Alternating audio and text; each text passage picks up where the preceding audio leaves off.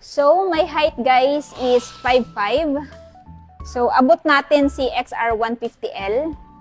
So, kung may taller height pa kayo, mas advantage yon. Honda XR150L, finally, nandito na nga sa kasa. Dito sa may Honda Big Bike Tagum. At syempre, bagong modelo ng motor, hindi natin papalagpasin na hindi ito mabigyan ng review at walkthrough. At tatalakayin na din natin yung specs, features, at syempre yung updated price ng motor na to. Kaya naman tara, samahan nyo ikutan ng motor na to. Let's go! Finally guys, ayan, nasa harapan na nga natin yung pinakahihintay ninyong Honda XR150L. So, aside sa color white variant, meron din silang available na black dito. So, first, yung una mo talaga makikita sa kanya is yung kanyang graphics design sa decals. So, makukumpare mo talaga yung old model dito sa bagong modelo. At the same time, pagdating dito sa front, ayan yung kanyang front look. So, dito sa headlights, still, naka-bulb type pa rin. Turn signal, naka-bulb type pa rin. Napakaganda ng paint job ng pagkaka-white na to. Talagang glossy siya. And at the same time, hindi pa rin naman tinanggal yung kanyang rubber boots. Telescopic pa rin yung suspension. Single disc, dual pat piston brake caliper. And pagdating sa wheel, of course, ayan, yantas pa rin or naka-spoke. At ito ay merong tire size sa front na 90 by 90 by 19 inches. Ayan. Tapos, ito naman yung side profile niya. O, diba? Apakaangas. Then, pagdating din sa kanyang paint na black at saka sa white, talaga nag-complement, no? So, nabagay yung kanyang paint dito sa tangke at saka dito sa paint niya dito sa kanyang side fairings. Then, pagdating sa decals, ayan, nag-complement talaga. So, ito yung kanyang side profile, guys. Napakaangas ng kanyang bagong decals. Talaga masasabi mong bagong-bagong modelo. So, isa pa sa pinagmamalaki ni Honda na in-upgrade this year, of course, yung kanyang before is analog, ngayon ay naka-fully digital instrument panel na din siya, kagaya nung kay CRF 150L. Comment down below kung na-satisfied kayo sa bago niyang upgrade. Ito yung buttons and switches niya. Of course, electric start. Sa left side, nandito yung kanyang high beam, low beam, turn signal, and horn. So, sa kanyang buttons and switches, guys, bago na din yung design, no? Tapos, naka-naked handlebar pa rin siya.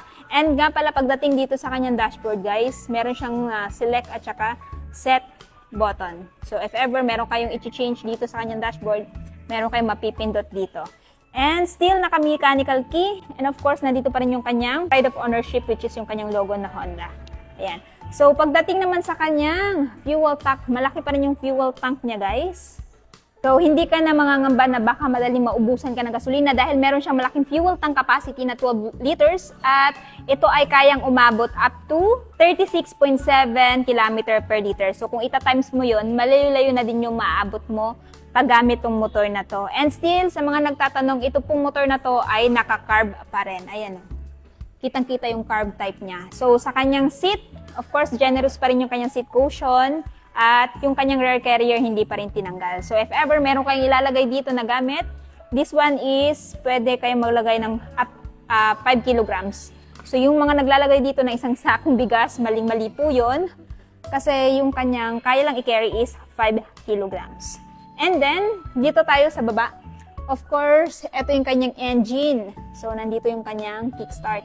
So, still, this one is hanggang 5 transmission lang, manual pa rin. Tapos nandito kanyang brake pedal, no? Ito yung brake pedal niya. Napaka-solid pa rin ng metal.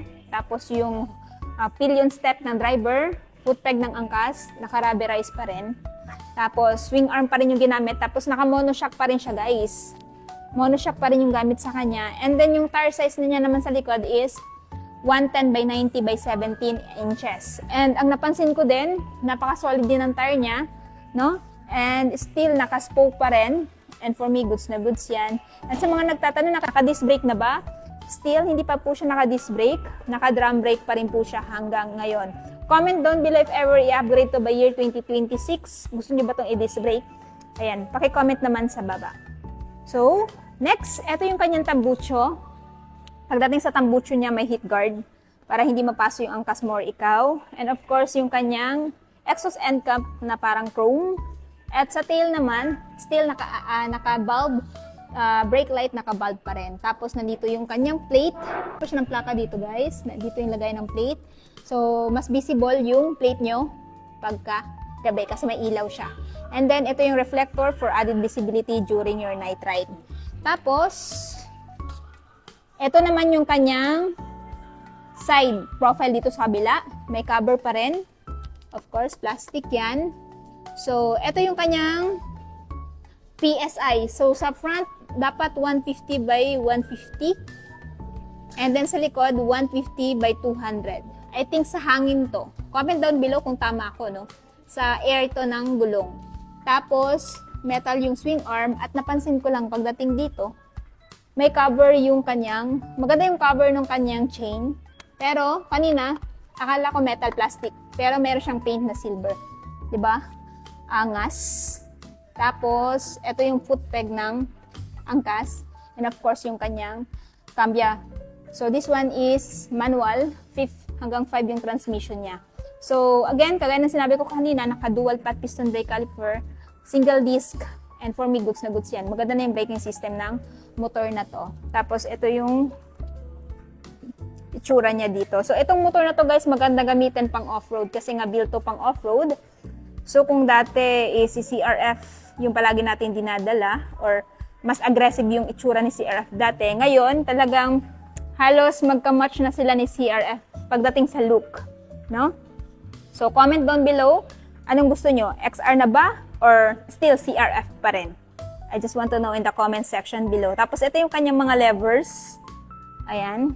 Lambot ng kanyang clutch, guys. And then, pagdating sa kanyang side mirror, round pa rin. Ganda. Classic. Round yung side mirror niya. So, ngayon, pag-usapan naman natin yung kanyang specs. Of course, this Honda XR150L 2025 model is still powered by 149cc, 4-stroke, 2-valve, single overhead cam, air-cooled, at ito ay may lakas na 8.72 kilowatts at 6,000 RPM and max torque of 12.1 Newton meter at 6,000 RPM. Merong bigat lamang na 130 kilograms, kaya naman kahit lady rider ay kayang-kaya tong i-maneuver. So ngayon, sasakyan natin para makita ninyo kung abot ba ng height ninyo. So, my height guys is 5'5". So, abot natin si XR150L. So, kung may taller height pa kayo, mas advantage yon. Ayan. Mayroon siyang seat height na 834mm at yung ground clearance naman niya is 245mm. So, abot nyo to. Kung height nyo din is 5'5", 5'4", kaya pa rin tong abutin. Yun nga lang, nakatiptoe tayo, no? So, at the same time, pansin ko lang pag upo ko, bumababa yung upuan niya. So, napakalambot ng suspension niya sa likod and for me, goods na goods yan. And then, pagdating sa turning radius, napakalawak. Ayan o. Lambot din ng clutch, guys. Ito yung itsura natin pag nakaupo tayo. O, diba? Saka napakagaan lang siya. Nagagaanan ako dito sa pang off-road na motor na to. Stig. At natapos na nga natin maikutan si Honda XR 150L 2025 model. If ever interested kayo dito sa motor na to, ito ngayon ay may presyong spot cash is 96,900. Pero kung gusto nyo nang kunin ng hulugan, down payment is 7,461 at monthly sa 3 years na 4,539 at rebates na 200. Pero kung ayaw nyo naman ng 3 years, meron silang 1 year up to 2 years. So, pili na lang kayo dyan guys kung aling bracket yung gusto nyo. And of course, this one is available dito sa may Honda Big Bike Tagum, Kanokotan, Tagum City. So, ayun na nga guys, natapos na nga natin ikutan si Honda XR 150L. Ano yung masasabi nyo sa motor na to? Sulit ba siya sa presyo niya? At anong katangian nito? Kung bakit ito yung kukonsider nyo bilhin ang ngayong taon? Paki-comment naman sa baba. At syempre, kung bago pa lang sa channel ko at hindi pa nakapag-subscribe, huwag kalimutan mag-subscribe para ma-notify kayo once may bago tayong upload na gaya nito. And also, please follow my Facebook page and Instagram, TikTok, Langga Gale. So yun guys, hanggang dito na muna tayo. Ride safe and peace out!